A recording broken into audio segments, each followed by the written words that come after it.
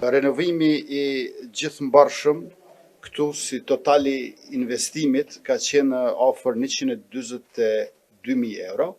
prej të cilëve 16% parafërsisht është furnizimi me shtretër dhe inventar të ri, ndërka që pjesa tjetër është aspekti infrastrukturor i repartit. 38 shtretër janë këtu, 6 mjek specialist pulmolog, 11 infermier, si vjetë kanë ardhur 130 shtretër në një vlerë gjithëmbashme për 67.000 euro. Për këtyre 130 shtetërve, 38 janë për repartin e pulmologjisë. Trajtimi i pacientëve këtu bëhet në rastet e pneumonisë, pastaj bronkitit, tuberkulozës, patologjitë të tjera pulmonare e deri tek kanceri i mushkrive. Pas investimeve që i kemi bërë dhe jemi duke i bërë në qendrën klinike universitare të Kosovës,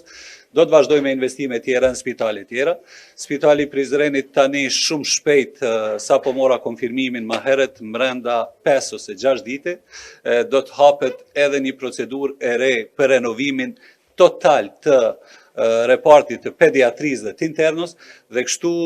pak a shumë po përmbyllet një cikël i investimeve në këtë spital që po e bën këtë spital një spital model në Prizren, por